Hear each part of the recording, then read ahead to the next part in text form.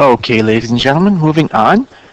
From matching each graph with its equation, we have to do a little bit of graphing. Now, what I'd like you to do, next page, graph the following. Put your graphing calculator down for a sec and think. X plus 6 would look something like this. 2, 3, 4, 5, 6. Now, why are you doing that, you useless piece of micro squash? Okay. So, that is my b value is 6 and has a slope of 1, so it's going like that. So it should be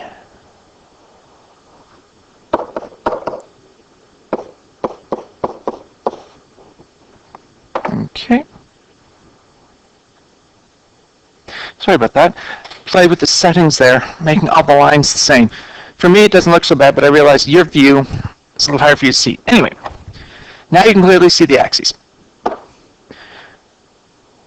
So, y equals x plus 2 squared. Mr. Graphing Calculator goes like this. Minus 2 goes over 1 up 1, over 1 up 2, over 4. 4 goes like that.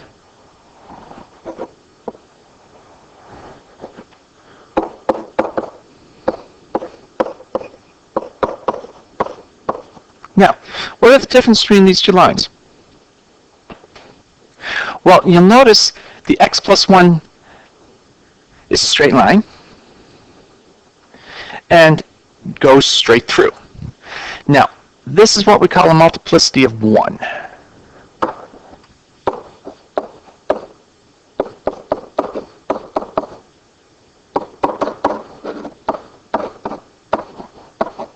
That is, touches the line once and goes straight through. Now, on the other hand, x plus 2 squared is a little different. It is a multiplicity of 2.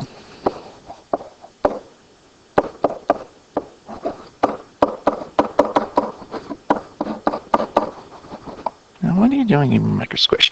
Now, that means it's x plus 2. Okay. And I don't like you either. Stop that. It's x plus 2 times x plus 2, or squared, multiplicity of 2. Now, if Mr. Micro Squish is going to work, let's try this for x minus 2 cubed. Now, when you graph it, you get something like that.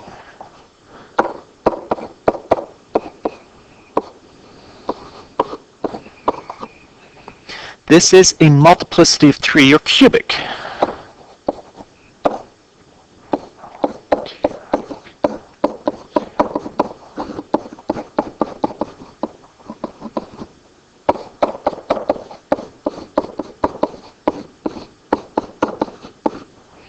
That's weird. Now, so you can look at the graph and go, oh, you don't have to know exactly what it is, but you can go, your schnitzel, come on. Straight through, it's a multiplicity of 1. Come on, you can do it.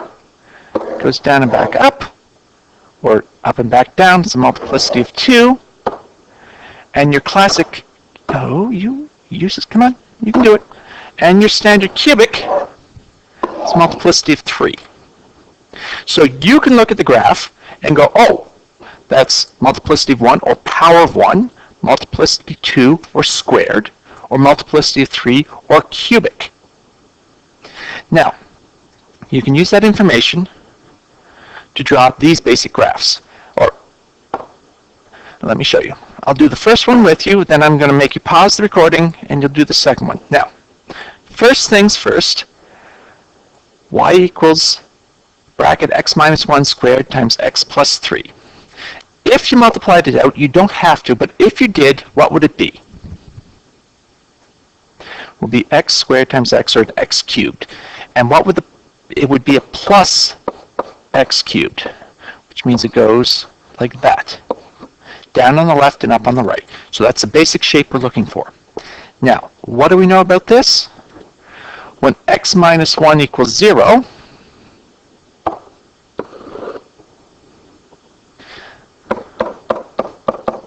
or x equals 1, it touches the graph twice.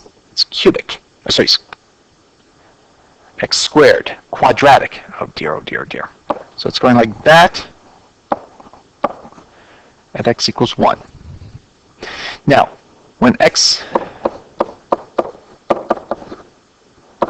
3 is equals 0, x equals minus 3, it has a multiplicity of 1. So it's going straight through. Now, so far so good. Now the last little bit we got to do is, what's the y-intercept? Well, x is 0 at the y-intercept.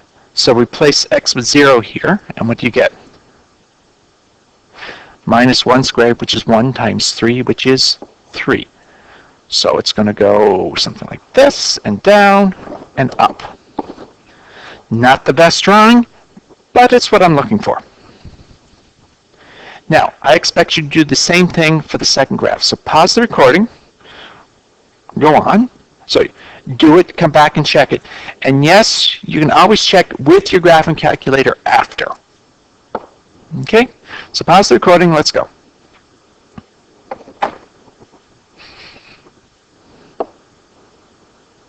Okay, welcome back. Now, looking at this carefully, x plus 1 equals 0, or x equals minus 1. So at minus 1, we're going to have a cubic. Now, getting ahead of myself, this is going to be x cubed times x, or x to the 4th, or minus x to the 4th. Oh, you useless microsquash. All right, so let's just pretend the computer's working and cooperating with us and helping us learn. This again. So it's going to be a minus x to the 4th. So it's going to go something like that. You can do it. Yes, you can. Come on. Now, at minus 1, we have a cubic. So this is going down here and up here. And at x equals minus, x minus 2 equals 0. Come on. Oh, what's your problem? Come on, don't do this, darling. Not when there are witnesses. Come on. X minus 2 equals 0, or x equals 2. We have linear. Now, notice it's going down on the right, so this is probably going down like that. Now, my only question is, what is the y-intercept? It's a good point to have. If x is 0, this is 1 cubed, minus 1 times minus 2, or 2. So it's going to go something like that. Now, I know you guys, you've graphed it in your graphing calculator, and that's not exactly what you got, but it's fairly close, and I'm happy. As I said, this is doing rough graphs. Now, why I want you to be able to do this? Here's a question. You can't graph. So what will it look like? Or more likely, which of the following graphs is this? Well, what will this one look like? Bracket x minus a, close bracket, squared, at times x plus 4, a is greater than 0. So I'm not telling you anything about this. So it's, well, let's look at x squared times x. So this is going to be plus x cubed. Sorry. What is your problem, Mr. Microsquish? Come on, cooperate for the greater glory of students. All right, plus, come on, you can do it. Yes, you can. All right, so it's going to look something like this. Now, secondly, x plus 4 equals 0, or x equals minus 4. It's going to go through the x-axis.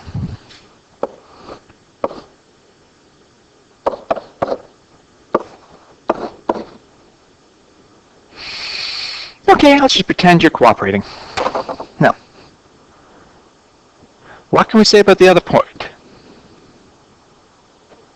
Well, I really don't know. X minus AA is greater than 0, so it's going to be over here somewhere. It's going to be, and it's going to be 4A is the y-intercept. I have absolutely no idea.